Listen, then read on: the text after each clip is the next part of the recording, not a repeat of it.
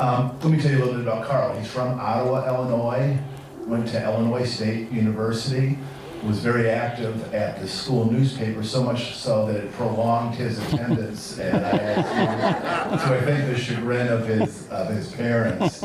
But he began a really terrific career in journalism, started working for newspapers in LaSalle, Peru, and Kankakee, and then went on to Florida, and then went to DC. He's been a reporter with the New York Times since 1986. He's been the paper's chief congressional correspondent, its Washington editor, and now it's Chief Washington Correspondent. You'll see Carl on TV a lot. In fact, just on Friday, he was on Washington Week in Review, and he smiled because someone came up to him in the audience and saw him. He said, "Isn't that the same tie you were wearing on Friday?" So we have a very discriminating audience here. This should be keep Carl on his toes. Carl is also the author of a terrific book called Confirmation Bias about the Supreme Court and judicial processes. And it's an amazingly riveting and interesting book, even for those who are not particularly focused on the courts. It's just a really important and consequential work. I'll say one other thing. Carl came here to Carbondale in 2018 to give a talk, and a couple things I want to say about that. The first thing, he came up after I introduced himself, and he talked a little bit about his background. He said he was pretty sure he's the only one in the New York Times Washington Bureau who's ever driven a combine. We'll have to double check and see if that's still the case. I don't know if he's driven a combine since 2018. But also, Carl at the time, this was 5 years ago, his topic was called Washington Politics in the Age of Trump. And the one sentence that I had copied from his remarks, he said, "I've never, ever, ever seen anything like this before." 5 years later, a lot has ensued. So we're really delighted that he made the trek here. He's been great with students.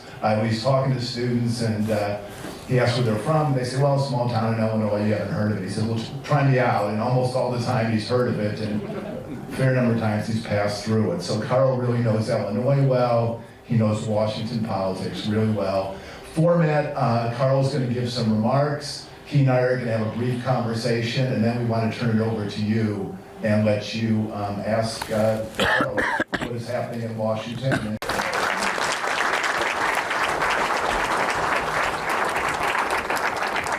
Thank you. I play in a band, and I'd actually rather be here with my band. This is a really cool venue. I can totally see it. Thanks everybody for turning out. I appreciate that. You never know who wants to come hear some blowhard from the New York Times. Not always that welcome, but also great to be back in Illinois. Though I am pretty far from home. I checked on the map. Illinois is a big place. Ottawa is over 300 miles from here. Illinois State, my alma mater, and your beloved sister school, is 250 miles away. So today, they made me wave a Saluki flag and took a picture, and I'm worried about my Illinois State Alumni Award. But even though I've been in Washington 38 years now, I've really always stayed an Illinoisan and happy to be in the land of Lincoln and the land of Paul Simon. And I really feel that my growing up and beginning my career in the Midwest has made me a much better reporter. So I don't remember that line, but totally true. So it's been 5 years since I was last in Carbondale, though I did a Zoom with you guys. Does anyone know what Room Rater is? It's a guy who does these ratings of all the Zoom calls that we did. And actually, I was at my place in Colorado and I got a good Room Rater out of that presentation. So what's gone on since I've been here? Democrats won and lost the House. Democrats lost and won the Senate. Donald Trump lost the White House in 2020. But also lost the 2018 and 2022 midterms. January 6th happened. COVID. Joe Biden won the White House and thinks he won the 2022 midterms, but he really didn't. Nancy Pelosi finished up as Speaker after a legendary career. Kevin McCarthy took 15 rounds of voting to become Speaker, and now is legendary in his own way. He really has his work cut out for him. We'll see if he's up to the job. I don't know. He was on Wall Street today trying to both convince them that the United States wasn't going to default on its obligations and that he would get his way. I'm not so sure about that. Also, I wrote and published a book, Confirmation Bias, about the fights over judicial confirmations and the Republican push to realign the federal courts and stack the Supreme Court with conservatives. I highly recommend that book. Since the book was concluded, Republicans have seen the fruits of their labor, particularly after jamming Justice Amy Coney Barrett onto the court days before the 2020 election. More on that later. So the title of this speech is American Politics at a Crossroads. And if a crossroads is a dividing line, which I think it can be, that's a very appropriate title because America is nothing if not divided right now. I'm sure you all experience that, especially in a region like this, every day in some form or another, relative or friend can't believe you hold that political position or believe that political pundit and vice versa. As many of you, as I've seen you here tonight, I'm a child of the 60s and 70s, and there was great division at that time. But we were all working from at least the same set of facts, generally. Vietnam, Nixon, bell-bottoms, good or bad. This feels completely different to me. Technology, the internet, social media has had a huge impact, and I fear it's getting worse, and the evidence certainly points in that direction. People are digging in on the big issues, guns, abortion rights, Ukraine, Trump, Biden, climate change, Taylor Swift's breakup. We're a mess. Reasonableness, compromise, and some respect for the opposite perspective has just gone out the window. I mean, look what happened in Tennessee. I'm sure you've all been following this. Nearby state used to be the domain of politicians like Howard Baker, the Republican who took on Nixon over Watergate, Lamar Alexander, highly respected senator, Republican presidential candidate known for his ability to find common ground. Now the hard-right Republican legislative majority took it upon itself to toss out some Democrats for joining in anti-gun protests after the horrible shooting at Covenant School. Getting thrown out of a legislature excuse me, used to take real work. I've seen scores of horrible folks who should have been bounced over the decades, but they weren't because legislators knew they could be next. So it was pretty shocking to us in Washington to see what happened. Of course, it's been reversed. Excuse me. The comparisons to January 6th there just do not hold up. The Tennesseans might have been disruptive, maybe do some kind of official rebuke, but they weren't beating up police officers and ransacking the place. This is the political discourse we're in. And to me, this is sort of the core of it to me. The middle has been hollowed out.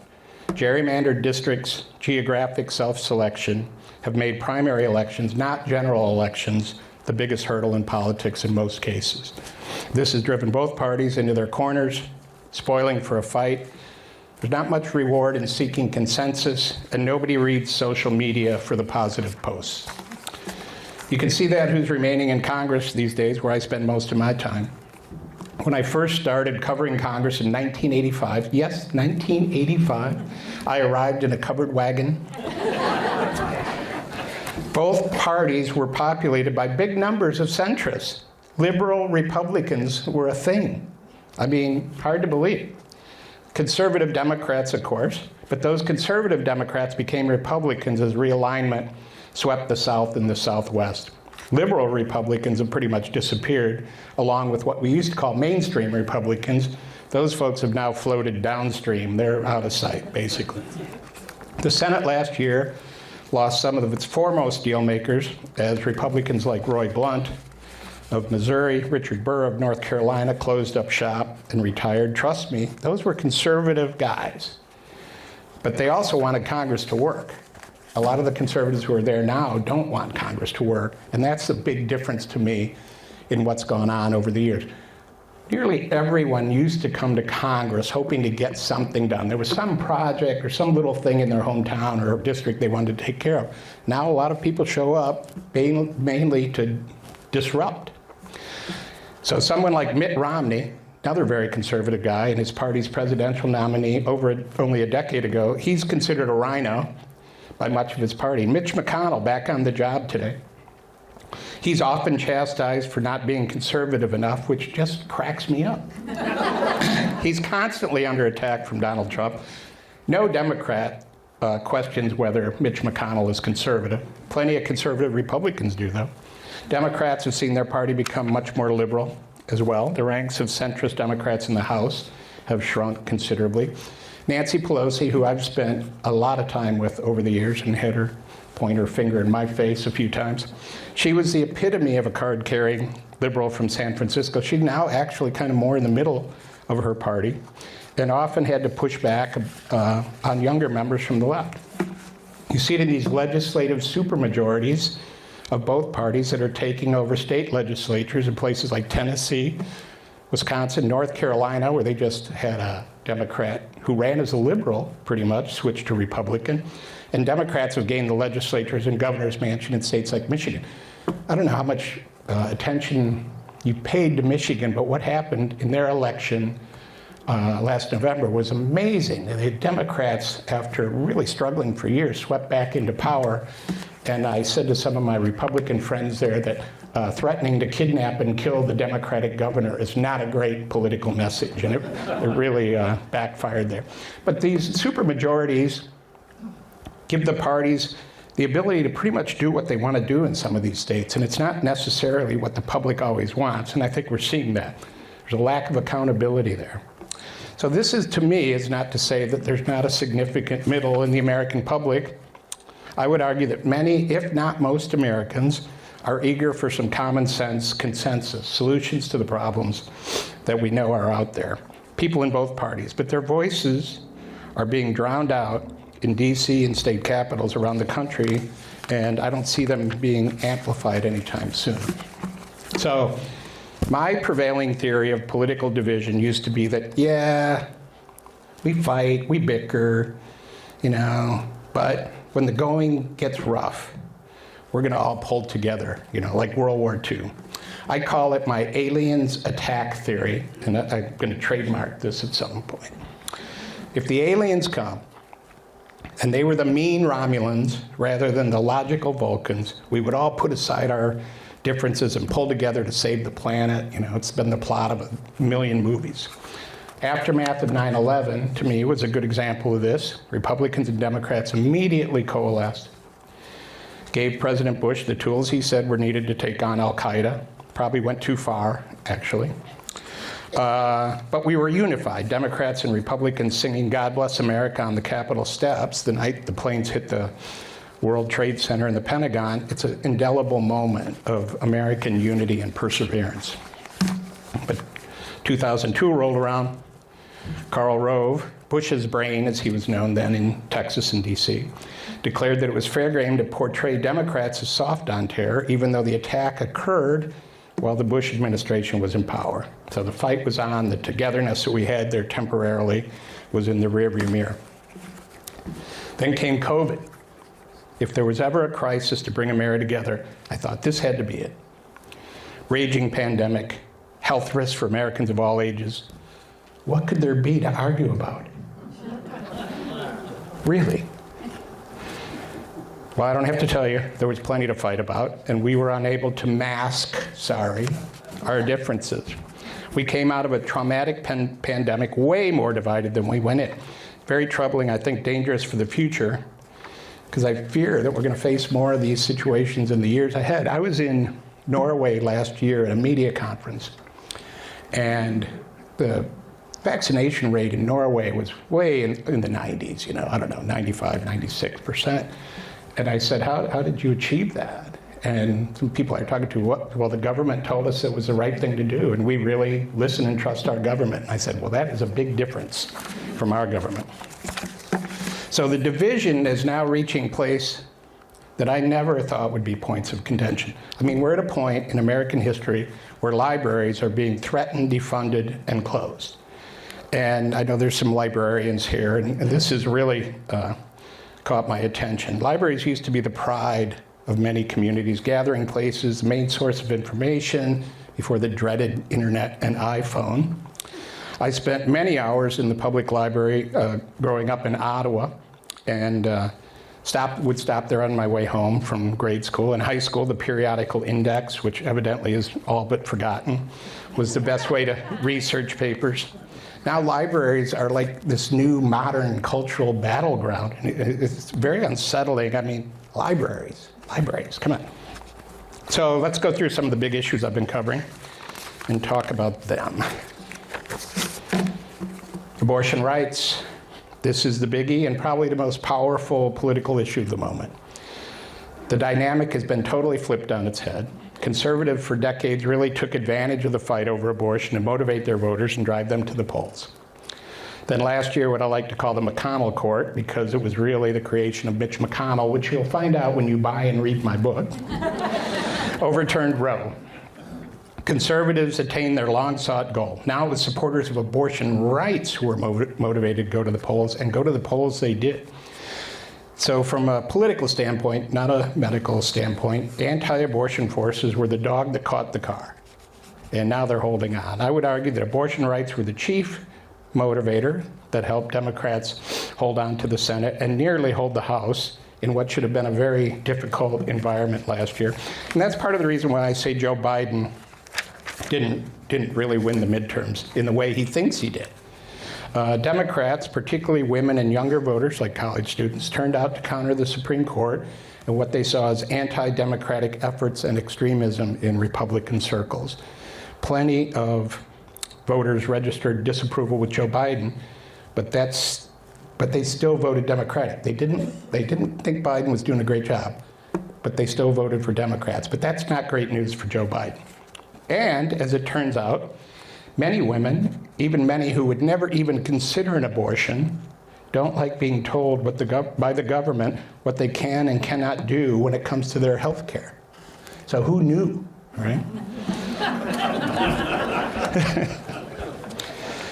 Now abortion is threatening to become again the main issue in 2024, and that will be a real problem for the Republicans. Polls show consistently that while most Americans favor some limits on abortions, they also want women to have access to abortions. You can see the courts struggling now over the abortion drugs that have been used for decades and the successful efforts in red states to impose strict new abortion laws. This is worrying some voices in the Republican Party, and I actually talked about this a little bit on Washington Week while wearing this same tie. So there's Republican strategists are looking at that and say, this is going to, if we don't tone down our rhetoric, this is going to spark a backlash and cost them in 2024, and they're probably right.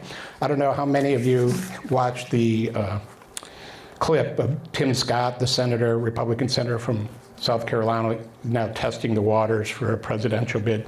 And he was twisting him, so this guy is super anti-abortion, and he's twisting himself into knots, trying not to say that he favored an effective ban on abortion. And I think that's really instructive. I mean, he basically went from abortion to Janet Yellen in about 10 words. And it was like, what's going on there? Republicans know this is a problem. Florida Governor Ron DeSantis played down the signing ceremony last week for a new ban on abortion after 6 weeks. And, I think they did it kind of at night and put out a statement later. By the way, DeSantis, I don't know if you were following this today, but he's still threatening Disney. And today he was saying that he might build a prison on some property near Disney. And I'm like, wow, this is foreign to me that the governor of a state would be in this giant war with the economic engine in his state. And then I thought, well, maybe they can turn it into some kind of Disneyland prison thing, and have some kind of make-believe prison or spend a night in a prison. I don't know. But Republicans can't stop their efforts to crack down on abortion, or they're going to face the wrath of their base. And what the Supreme Court does in the coming days about this abortion drug, I think is going to be very telling. Will the justices who started this, by the way, with their decision to invalidate Roe, try to lower the temperature? Or will they, led by Alito, Thomas, and Barrett, forge ahead? I don't know. So another hot button issue, gun rights. I mean, how many shootings have there been since last weekend? It's hard to count.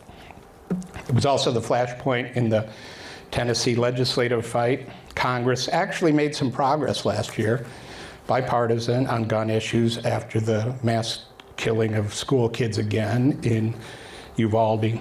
But it was a compromise that focused mainly on mental health, which Republicans are willing to throw money at, and red flag laws, trying to make it harder for troubled kids under 21 to buy guns. Nothing bad, but it wasn't as big as the Democrats would have wanted, but it was still the most significant gun legislation in decades. I covered it pretty closely. So now, in the wake of more shootings, gun control advocates are clamoring for more action. They want a ban on the assault-style weapons that are so often used in these shootings, but it's not going to happen, I hate to say.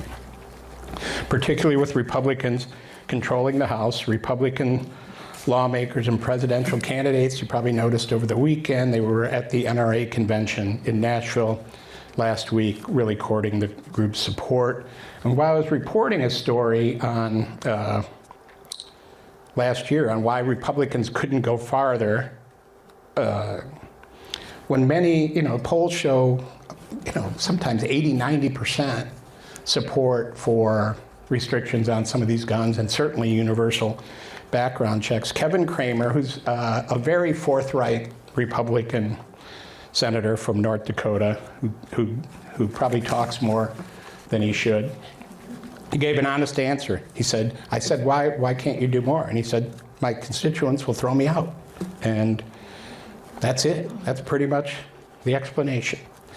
But there is a shift in the politics of the issue. After losing control of Congress in 1994, when they passed the original assault weapons ban, Democrats for decades were scared to even mention the words gun control. Now they think sentiment is moving more in their direction. I think you'll see Democrats really pushing on this issue in the next campaign.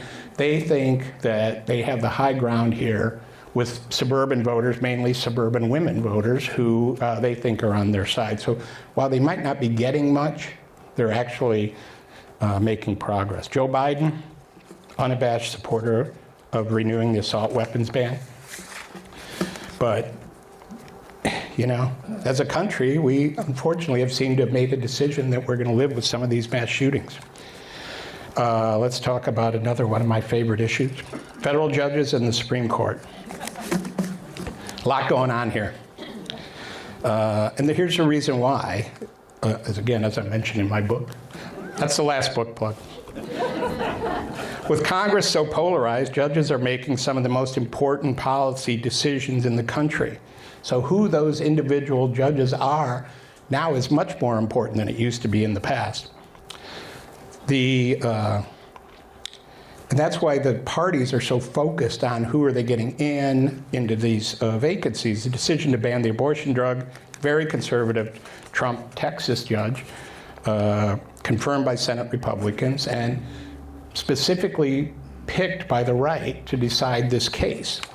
So with their narrow control of the Senate and Biden in the last 2 years of his term, Democrats are trying to catch up to the hundreds of judges put on the court by Republicans, and they're falling behind. And one of the reasons they're falling behind is Dianne Feinstein, the iconic Democratic senator and trailblazer from California. 89, Ms. Feinstein has been away from the Senate for months, and the Judiciary Committee, where she is a senior member, isn't able to send judges to the floor over Republican opposition. Long, complicated reason for that. See me afterwards if you want the full explanation. So now we've got Democratic pressure for Feinstein to step aside, despite all she has done over the years, including coming up with the original assault weapons ban. So there's a ton of politics inside baseball and intrigue on why this is happening. But it's going to be interesting. The Senate's back, and they're talking a lot about what to do here. The Republicans today, as I watch from afar, it doesn't sound like they're going to make it easy for the Democrats to replace her on the Judiciary Committee, which we kind of didn't expect. But, I mean, we expected them to make it difficult. It's still unclear whether Democrats could get the 10 votes they would need to replace her or not. The best solution is for Dianne Feinstein to come back. But as I wrote in the Times last Friday, Ms. Feinstein is part of a problem that has increasingly plagued the Senate in recent years, an aging membership that makes it hard to keep everyone available, given their illnesses and various injuries. Mitch McConnell, back today, as I said, was out for 6 weeks after a fall. And today in his remarks, he said he's never been so happy to be so hard-headed.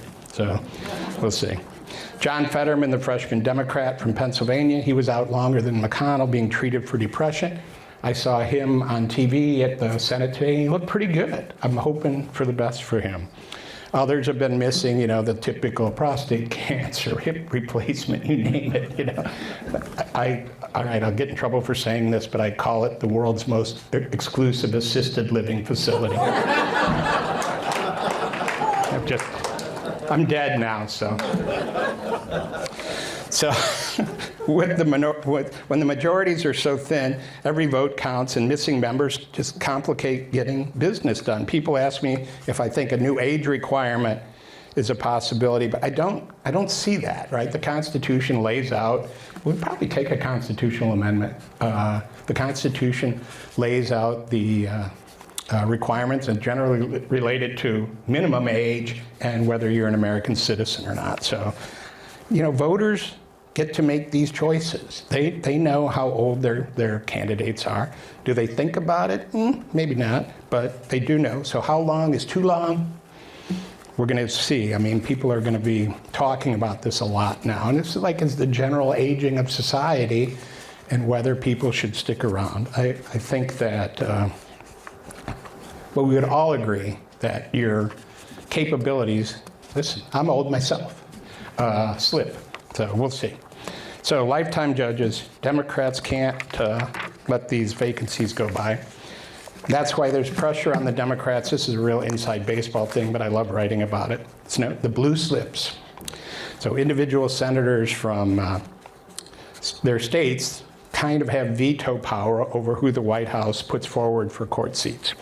Liberal groups say that Democrats don't pull the plug on the blue slip. There's going to be a whole bunch of court seats in states represented by Republicans that will go unfilled during Biden's tenure. And then they say the Republicans are going to turn around and change the rules, and then they're going to fill them all up. So this is also going to be a big issue that I would keep an eye on over the next few weeks, really. It's probably going to come to a head. As for the Supreme Court, wow, this is really great stuff right now with the Supreme Court. I've often criticized the Supreme Court for being way too political, and I think I'm being shown to be right. It's a mess. First, and it's also got its own internal problems. It suffered an unimaginable breach of confidentiality when the draft ruling in the Dobbs case was leaked to Politico. For us in Washington, that was crazy. It's never happened. I got a call that night from a person at Politico and said, "You better take a look at this story." And I said, "Don't tell me. The Dobbs decision leaked." I guessed it because that was the only way this person would call me. Then they had a big investigation into the leak, and they couldn't figure out who it was when, I don't know if you've been to the Supreme Court, but it's not like a lot of people work there. You might be able to figure that out if you really put your mind to it. And then, Clarence Thomas. All right. Bunch of bad new disclosures about him. There's a bit of a feeding frenzy. He's been shown to be taking lavish trips for years from a billionaire Republican donor friend who also seems to have bought property from Thomas at higher than market value, renovated for that house for Thomas's mother, who's now living there rent-free, although I did read today that she pays the utilities. So in response, Justice Thomas has said he didn't know the rules and is going to go back and redo his forms to get these correct. And the Republicans are like, okay. So it's curious to me that Clarence Thomas can't figure out some fairly straightforward federal financial disclosures, but is supposed to untangle the most complicated legal issues of our time. I mean, it's a little bit hard to take. So Democrats want Chief Justice John Roberts to take some action, or they're going to do it for him. They're going to threaten funding for the court, but that's not going to happen. But they also want the court to adopt a set of ethics guidelines and disclosure rules. Judiciary Committee is planning a hearing on all this in the next few weeks. But this is a difficult constitutional situation because it's a real conflict between separate branches of the government. We pride ourselves on that separation of powers, as we should. But I will say the Supreme Court has operated for a long time with the sense that it was not subject to some of the scrutiny and standards that we require in other parts of our political system, and I think those days are coming to an end. Another area I want to touch on is voting rights. 2020 election had a lot of repercussions, obviously. One of them was how people vote can have a huge impact on the results. Because of the pandemic, many states instituted new flexibility, mail options for voters, things that they didn't really have before. I'm not talking about the rigged election, which is obviously a falsehood. But ever since then, Republicans have been trying to unwind some of these rules. Democrats tried unsuccessfully to eliminate the Senate filibuster, and they just couldn't get it done. Manchin and Sinema were opposed to that.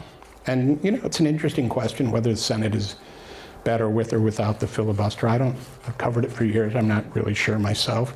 But Republicans say the fact that turnout was so high in the midterms showed that Democrats were exaggerating the impacts of the new voting law, and Republicans, including Kevin McCarthy, are starting to say, hey, we need to work on early voting and mail-in voting because the Democrats are killing us. So they're recognizing that it's better, instead of running around saying stop mail voting, it's better to say, hey, how do we get our people to vote by mail? Which is kind of funny because the Republicans used to be the best at that. They sort of pioneered the idea of absentee voting as a big advantage for themselves, and then they dropped it because they wanted to go back to paper ballots and making everyone show up, and it blew up in their face.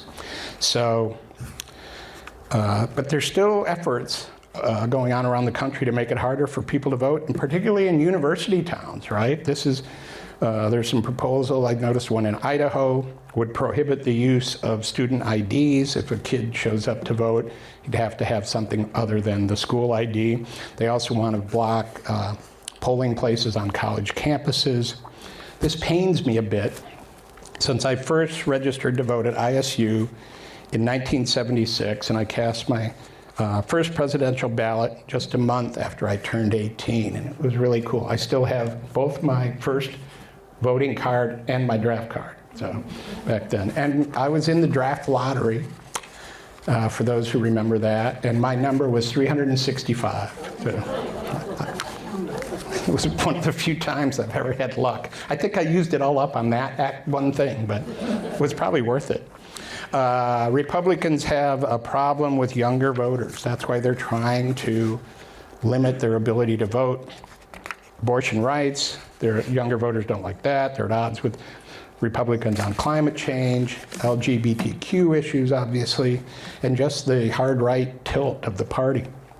Younger voters have been a paper tiger for years, but they showed some muscle in 2022, and Democrats are going to be going after them aggressively in 2024.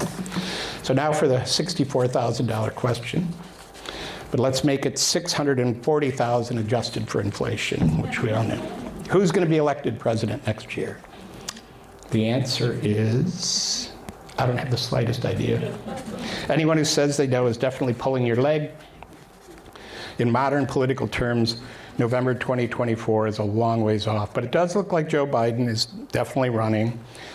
He said as much when he left Ireland after that crazy appearance he made at that castle or whatever that was. I don't know how many of you saw that, but that was quite a Biden moment. The White House is feeling pretty good. about his prospects. They believe the legislative accomplishments of the last Congress in climate change, healthcare, and infrastructure will appeal to voters who like to see their government get things done that actually directly benefit them. His age is going to be an issue. If Trump is his opponent, they sort of cancel each other out on that topic, although Trump won't act like that. As for Trump, by far the front runner for the Republican nomination right now. I know that might be hard for some people to hear. Despite his recent indictment and the prospect of more to come, being charged with a crime or even imprisoned doesn't disqualify someone from running for president, though it could have practical consequences if you actually win. Not sure how that would work.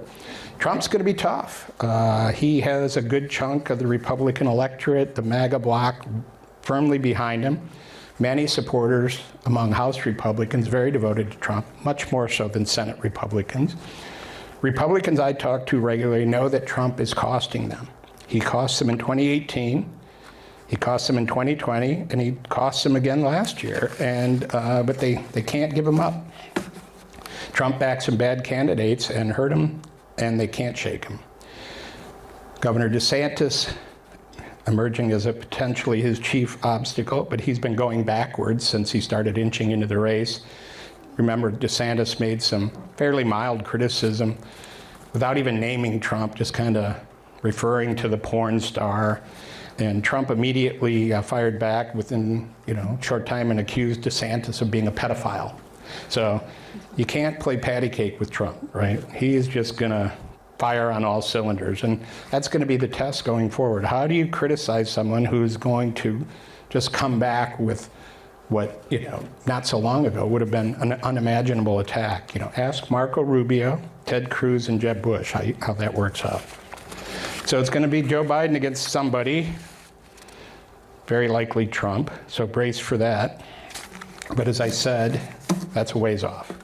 As for Congress, Chuck Schumer doesn't want to hear this, but I think Democrats are going to have a difficult time holding on to the Senate.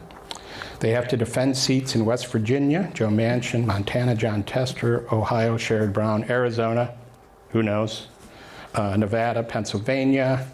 They have really good, solid incumbents who know how to win these states.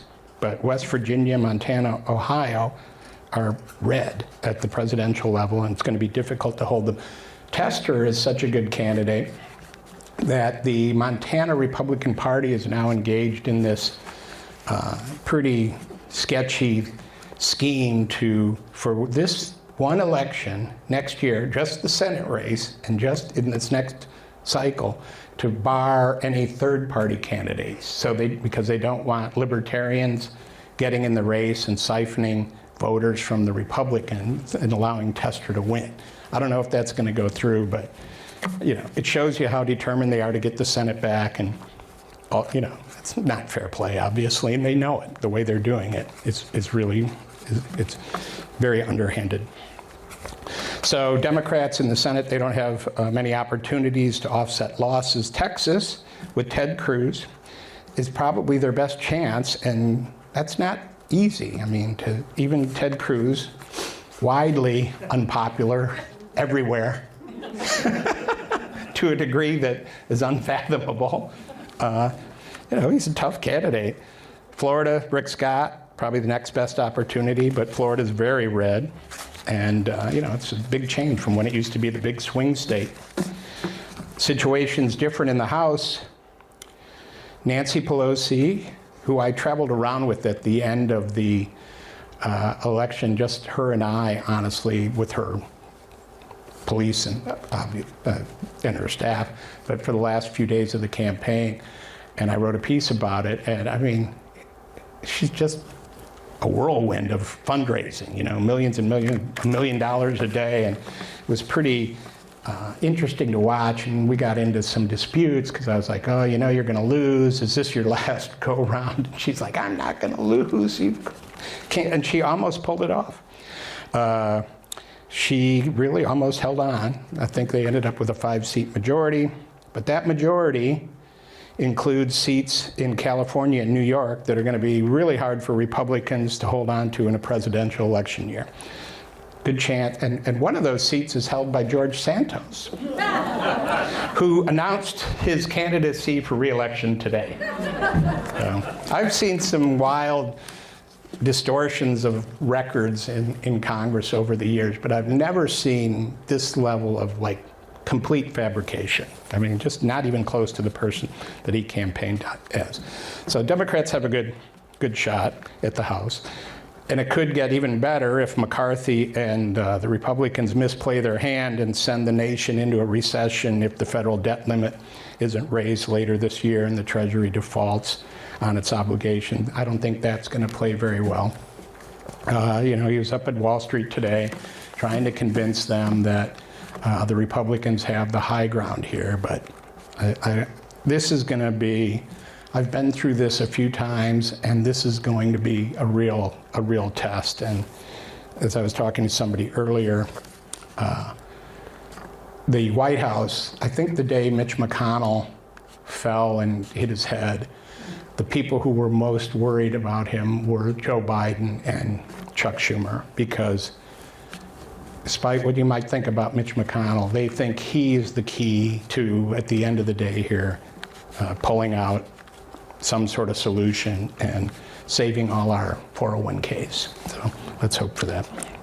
So it's possible in 2025 we could have the reverse of the situation today on Capitol Hill, the House in Democratic hands, Senate under Republican control, or not. I don't know. I can't tell you, but I can. That's the lay of the land right now. But the one thing I will say for sure is that the current divisions plaguing the country are not going away. Are we going to have a national divorce, as Marjorie Taylor Greene has advocated? No. The differences don't break along the neat geographic lines of the Civil War. It's murkier. Conservatives and progressives live together some places, you know. It's hard to get a big divorce. But we do have to do something, right? I don't know how we're going to get out of this mess. Big challenges, economic, technological, international, medical, and to meet them, the nation has to come together like if the aliens were landing, to go back to my alien theory. Perhaps, like, good to be on a college campus, maybe the students here are the people who are going to find a way to get us back together a little bit. I remain an optimist about America, but it's not easy, right? We've got some real issues to deal with, and it's not clear how we do it. And I guess this isn't a book plug. This is a description of my book. That, you know, in my book, people said, "Well, it was really an interesting book, but it was sort of pessimistic." And I'm like, unfortunately, you know, that's the way it is. And a lot of that I wrote about came true about the politicization of the court. So anyway, with that, I think I will stop and offer myself for rebuttals. Thanks a lot, guys.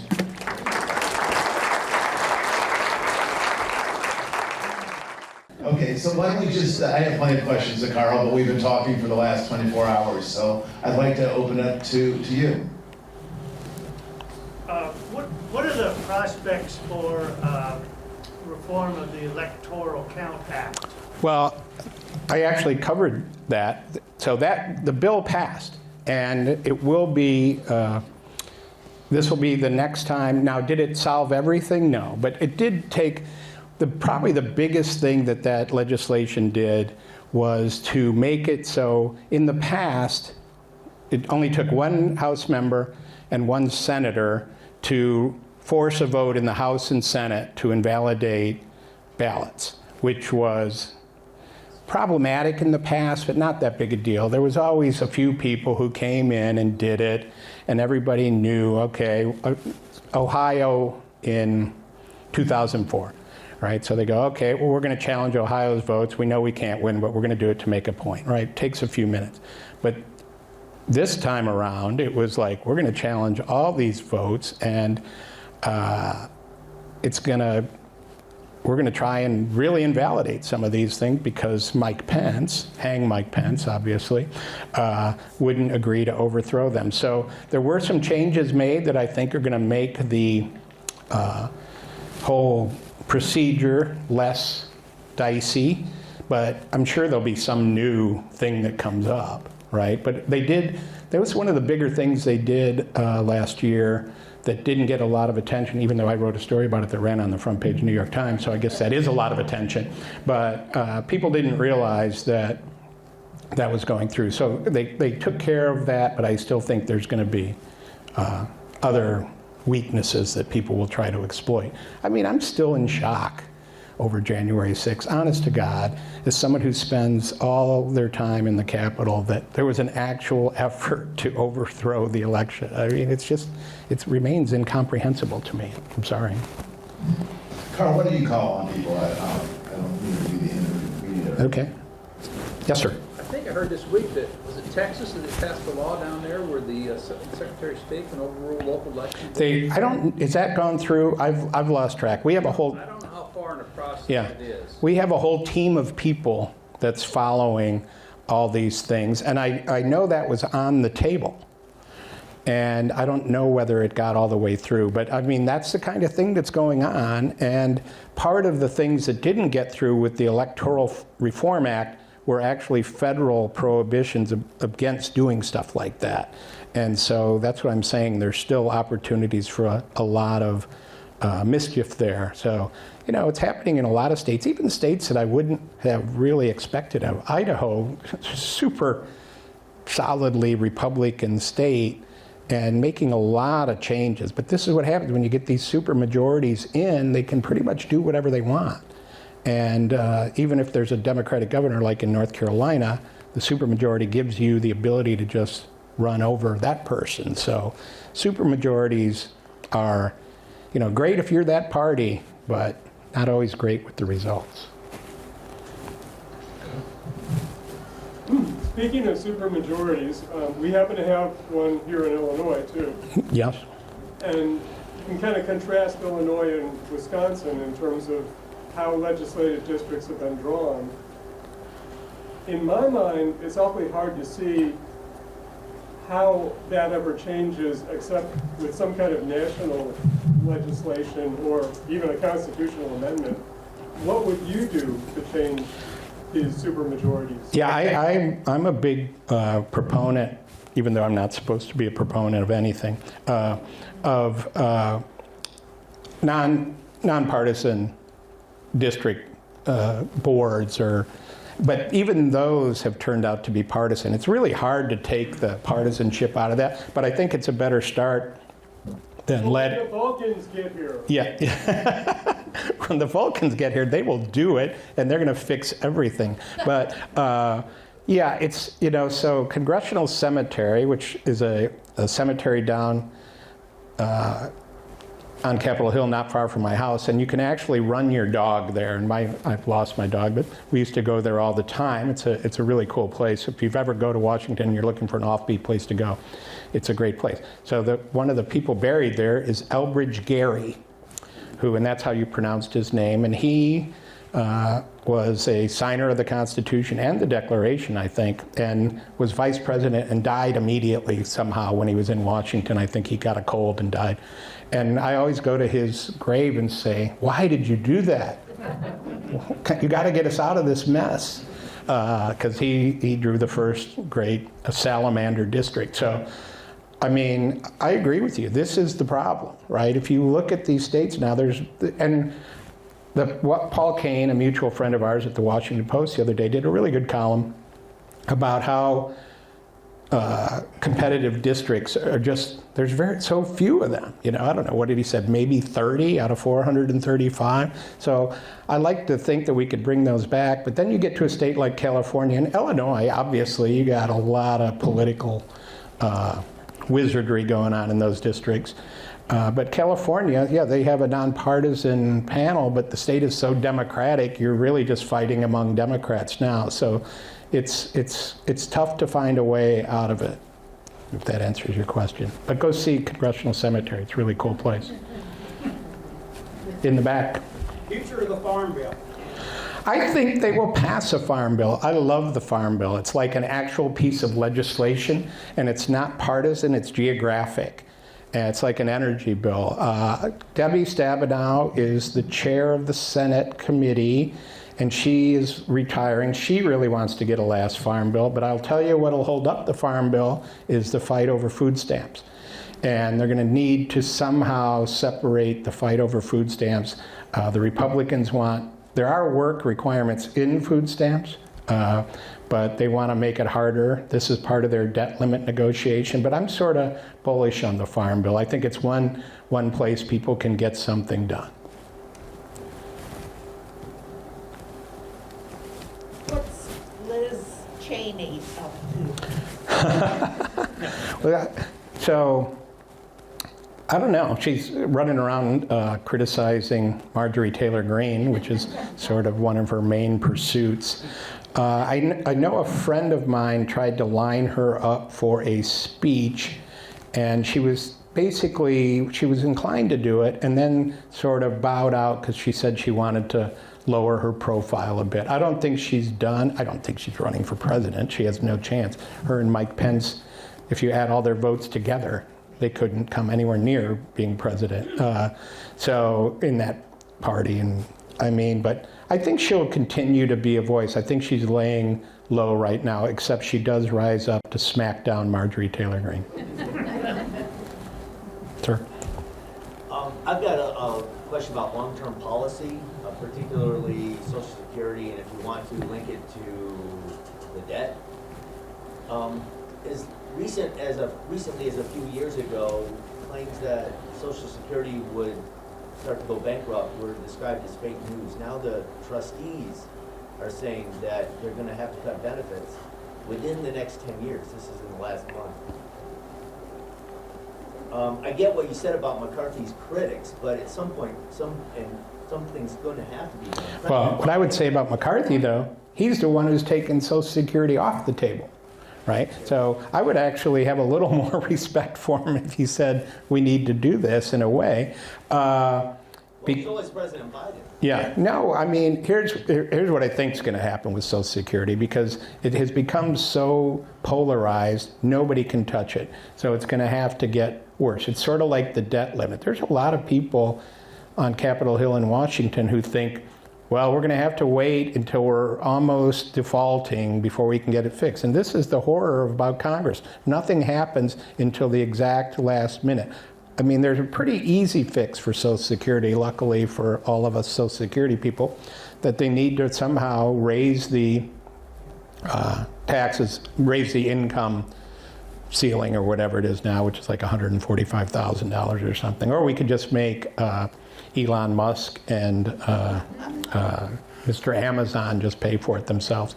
But I do think they'll get around to a fix, but it's become so polarized that no one wants to go near it, and it's very frustrating. There's a group on the Hill right now that includes Angus King of Maine and Bill Cassidy of Louisiana, independent and a Republican, who've worked up a plan to fix it, but no one wants to hear anything about it. So I think that it's going to take a few more years.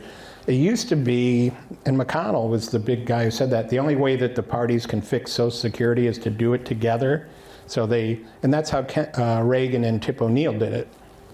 So the way to do it is both join hands, kind of jump off the cliff, fix it, and then no one gets to blame.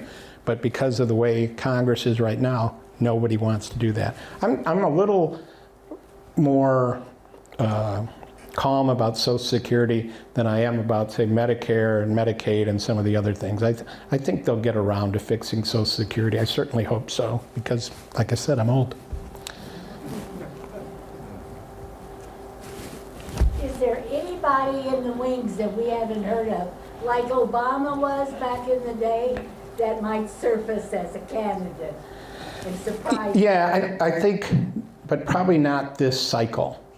I do think, I think we're kind of looking at it right now, which may not be that appetizing to people, but I don't now see, but there are some younger people in both parties, that have potential, but they're kind of frozen out, it's a generational change just hasn't quite happened yet, but there are people down the line. I think I'm just thinking off the head of Chris Murphy, who's a senator from Connecticut, who's very sharp guy, and he's pretty young. He's in his 40s, which is young, and on Capitol Hill. There's folks out there, but they're not breaking through right now. In the back. With the issues with Clarence Thomas, do you see that there's any gathering impetus to put in higher ethic controls? Higher? Well, I mean, the court would say they've already put some in. I think what Clarence Thomas does is add some impetus to these court reform initiatives, like term limits on the Supreme Court, and maybe expanding the Supreme Court, but some of which can be done legislatively. You could put more people on the Supreme Court. You couldn't necessarily change the lifetime part of it. But this stuff takes forever, right? It takes forever to do these big things, and then it takes forever up to the moment it happens, right? So I think you're going to see a lot of discussion around ethics, but the Constitution was so genius in so many ways, but it was also set up a lot of particular problems that these guys didn't anticipate. It's hard to, short of an impeachment, which is not going to happen, honestly, particularly with Republicans in control of the House, it's hard to hold folks at that level accountable. It has to be public pressure for change. And I know there's actually a group that's starting a big movement next week, a lot of big names on the left, because they've been sending me some stuff about it, that are going to really step up this campaign to reform the court, but it's definitely not going to happen overnight. I'm all bad news. Way in the back. So, for someone who's trying to get into politics, Why would you do that? what is your advice on some do's and some don'ts at a local and state? I think I'm ethically barred from giving political advice, but what I would say about that is be yourself, because it's when you really start to pretend to be somebody else that you get in trouble. I mean, if people run, when you build up this false persona, it just kind of unwinds. So, pick out, again, I'm prohibited from giving political advice, so, pick out some issues that you're interested in and try and convince your neighbors that you're doing the right thing. But it's a tough business out there. I certainly would never do it. No way. Yes? There's a lot of misinformation on cable television and social media. What's your suggestion? How should society go about determining what's factual? I mean, this came up in an interview I did earlier today, too. I mean, there are actually a lot of efforts underway that you don't hear about, including in schools where they're trying to teach people, kids, social media literacy, how to be more safe on social media, how to, discern what's real and what's not real. So I think that hopefully is going to keep going on. At the Times, we've done a lot in terms of transparency, where, before we would never do this, but we have a big investigative story. We'll put the documents online so you can see for yourself. So doing things like that, it's tough. TikTok, which, listen, I'm a horrible social media person. I'm on Twitter. I'm not on anything else. My kids are on TikTok and Insta. And, there's this big effort in Congress to ban TikTok. And I don't see how that's going to work, because it's just going to become something else, right? These phones, it's so crazy how they've taken over our lives. There was a story in the Times about an auction of a first generation iPhone in its original packaging that was going up for auction, and they were expecting to get $65,000, $70,000. I don't know what they got, but I think that thing was only from 2004. You know, you think we've had these things forever and we've just become addicted in such a short period of time. There's so many good things about them, but it's also like leads to a lot of misinformation that is causing us problems. Now tomorrow, we'll see what happens in this Fox case.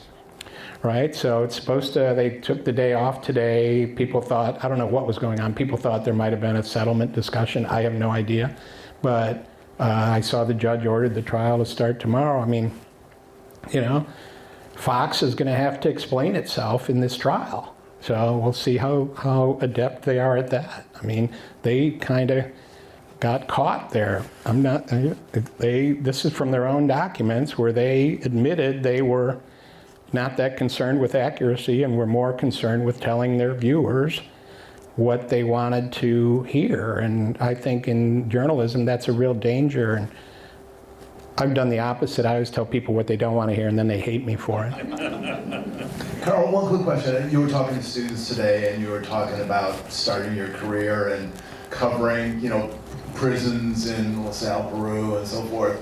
And you made the point that, you know, when you start out in local journalism, you know, you are connected to the people who are reading you, and you see them in grocery stores, and there's just an accountability that builds in a set of ethics that is not always being absorbed by others who just immediately jump to Washington. Yeah. I pick up on that one. Well, I just think that, you know, the toughest job in journalism to me is being a really good local newspaper reporter, because that's your neighbors, and you know, you're writing about people in court. It's their worst moment of their life, and that's tough. And I think that was just a good lesson for me as I came up in the business, that what I'm doing has real ramifications for people, right? So think about what you're writing. Don't just do the first thing that comes into your head. I'll tell you a funny story about that. So I was the LaSalle, Peru News Tribune, my first job.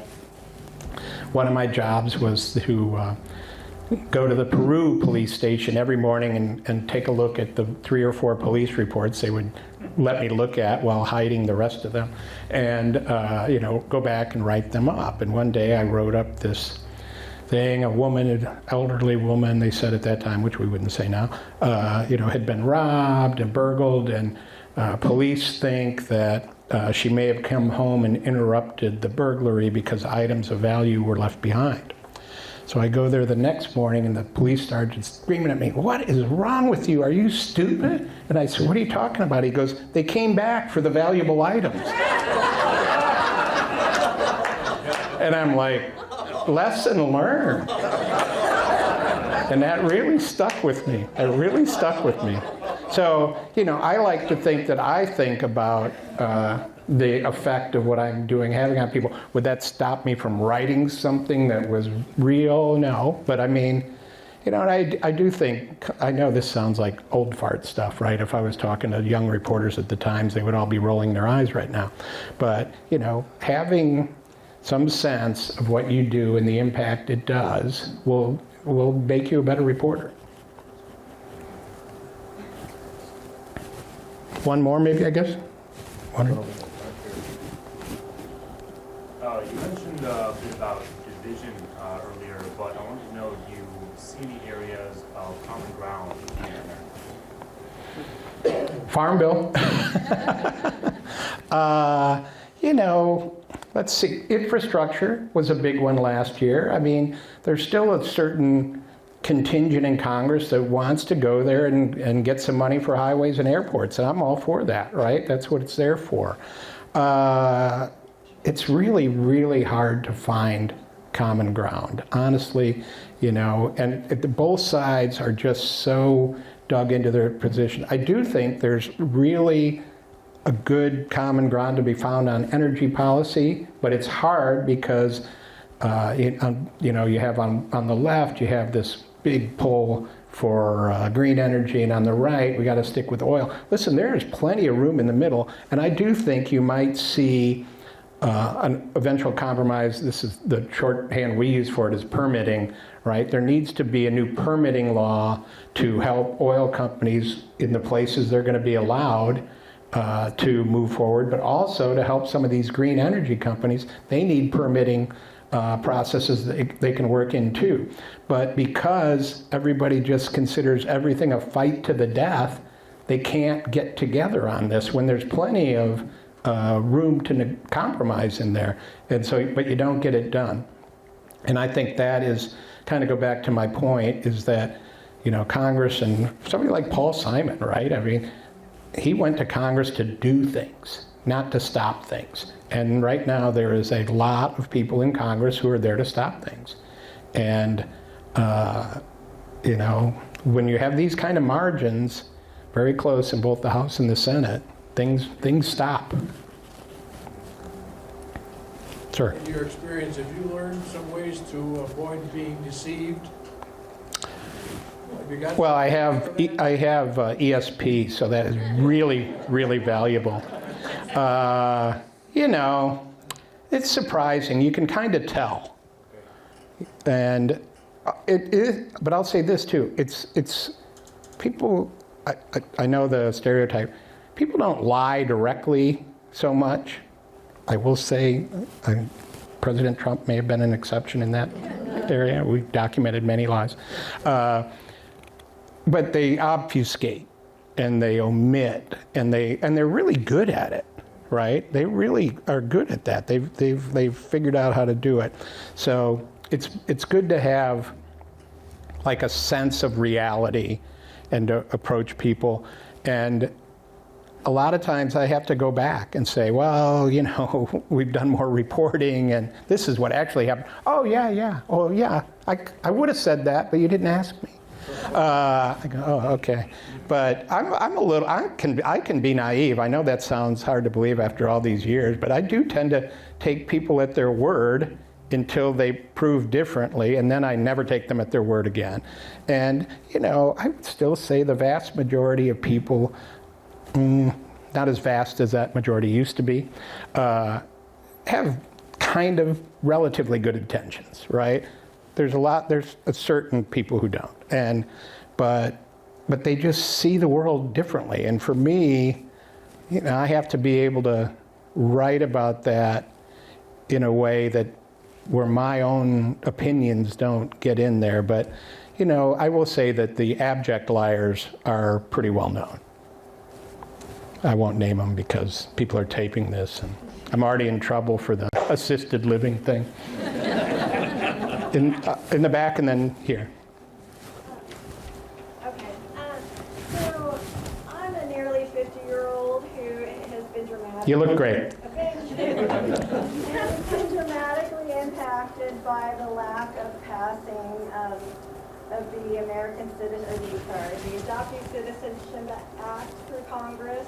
Which one? I'm sorry. The Adoptee Citizenship Act. It was tucked into the America Competes Act. And it got cut out? By Senator Schumer. So it got taken out? Yeah, he cut out all immigration related to the American. Oh, yeah. Because it was going to kill the bill. Yeah, well, fun for me. Yeah. So generally speaking, what is the strategy to contacting a member of Congress when you're not a constituent, but they're part of a committee that dramatically impacts your life? So their decision-making process is actually quite funneled to only their constituents, but their decision-making actually needs to be more. Yeah, now that's an interesting question, because I will say they don't listen to anybody to start with, but they will probably not listen to their constituent closer than not. But I would say the thing in a situation like that is you need to work with the interest group. Again, this is just based on experience. I'm not giving you any advice. The interest groups that are around there, that's where the strength in numbers, right? So you might not have an impact, but I guarantee you, and I'm sure you know this already, there's some association or some group that's working on that issue, because there is some association and multiple groups that are working on every issue in Washington. So, you know, you can have a bigger impact through that kind of thing, especially when it's somebody like Schumer. I mean, they're not, I agree with you. I mean, you're not gonna, unless you cough up 50 grand to the super PAC, that will get you some attention. And maybe a a photo, probably not a dinner, that's probably going to cost you $500,000.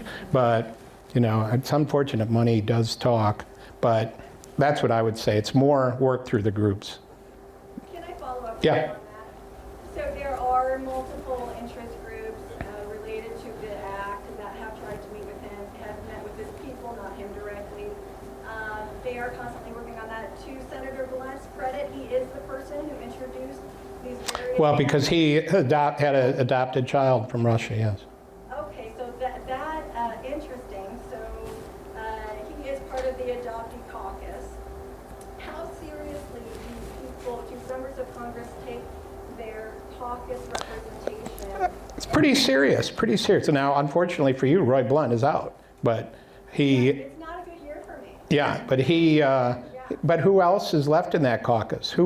There had to be other people. Yeah, Klobuchar. Yeah. I mean, I would be, as a person not giving you advice, I would be working on them. But Roy Blunt adopted a child from Russia he's very proud of, Charlie.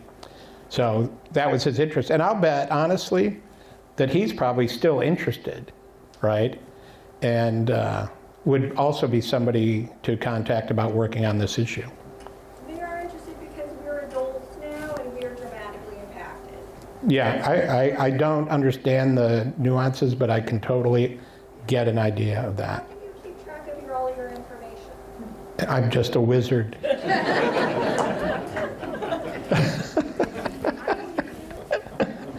There was somebody else had a question. Yes. What's the vibe in Washington? Are they afraid of North Korea and China? I think China, not so much North Korea, but North Korea is China in a way, right? I mean, I think that China is seen as the big threat. I mean, it is seen as the big threat, but I also think there's a political element to this where both sides are really eager to beat up on China. And you see that in this special committee that the Republicans created on China. It's really the only one of the new committees, you know, the weaponization committee, et cetera, that the Democrats are really involved in. So kind of everybody is after China. I am much more a domestic policy person, but I still have trouble seeing how China and the United States get untangled, right? We are so economically locked. And this was Tom Friedman's great theory that, you know, countries that are this linked together economically can't go to war. Now, I'm not so sure that's the case. And we're obviously in a situation with Taiwan. But I would say China is the number1 threat. But they do really, the Ukraine thing, we haven't talked about this at all. Ukraine, you know, this is going to be another point of division. There's a serious element of the House Republican Party that doesn't want any more aid going to Ukraine, where you have Mitch McConnell, who is probably the biggest promoter of NATO in Washington. So the Republican Party has its own conflict there, but I do think that there's a sense among most of the sort of serious foreign policy people in Washington that we have to stay the course on Ukraine, that this, you know, we have to take care of them, and that there's certainly an element in the Pentagon who doesn't care if this drags on because we are so depleting Russia and the military, and we don't have the economic tie with Russia, obviously, that we have with China. I thought one of Obama, I kind of miss Obama just because he had some great lines. You know, remember, yeah, we tortured some folks. I still think about that line that he said that, yeah, we tortured some folks. He said, you know, the problem with Russia is they don't make anything anyone wants. And he was right, you know. He was right. The cars are bad. We've got a lot of vodka that you can get elsewhere.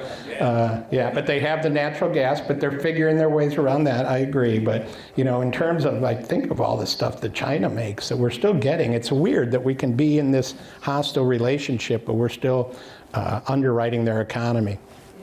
Colonel, do you have a favorite story about Joe Biden that I told one today, and it's just that Joe Biden, I'll say this about Biden, that, people say, oh, he says goofy stuff. Well, he's always said goofy stuff. The guy cannot stop talking. I mean, he just talks and talks and talks. So one time I had to go interview Biden. We were doing this video for a new newsletter we were putting out, and Obama wouldn't do it, but Biden would, and we go over there, and I said, this is 30 seconds. We got to stop him from talking. And, well, you had a similar experience with Biden. And, so we get in his office and we do the 30-second thing, and I'm trying to go, and he just would not stop talking. And I went to Catholic schools, he knows that. He gets into this Catholic school thing, and it was like pathological. He just talked and talked and talked. And we finally broke off, and his staff comes over and he yells at me. And I go, I am not interrupting the Vice President of the United States. You guys want to stop him, you go ahead and do it. But I'm not going to do it. But since I talked about aliens, I'll tell you a funny alien story. I said to somebody I was going to say this. So Rahm Emanuel and I, the former mayor of Chicago, I'm in Illinois, and many of you know Rahm. So we've always had a close relationship and did stories together, and I busted his chops a few times, and he busted mine. So it's Inauguration Day, 2009, and Obama gets sworn in before this huge crowd, and they rush back to the White House, and Rahm picks up the phone. They've all been briefed. He picks up the phone, he calls me, he's like, so what do you want to know? That was one of his first calls. What do you want to know? I'm going to swear in this answer here because, as you know, Rahm, he swears. So I go, are there aliens? He goes, are you fucking kidding me? He goes, they have a whole separate government for that. They wouldn't even tell us that if it was true. So that was his answer. Never got the answer. So I still don't know. Yes, ma'am. One more question. Is Putin really ill? I gotta presume he is. He's certainly mentally ill. I mean, I think so. You know what got me about Putin? That one person can do this much damage, right? It still blows my mind. World War II, you think we got past that with Hitler, people like that. How can one person, because his own people don't want to do this, right? And this is one guy who's orchestrated this horrible human tragedy, and it really sort of blows my mind, honestly. And, I'm sure there's something wrong with him, but he's just, he's a bad guy. They still exist, those kind of guys. Did the same thing in Chechnya and Syria. Yeah, one guy. It's stunning to me. Anyway, I think I've droned on too long. I appreciate everybody coming out. It was really fun. Always great to be in Illinois. Come back when my band plays.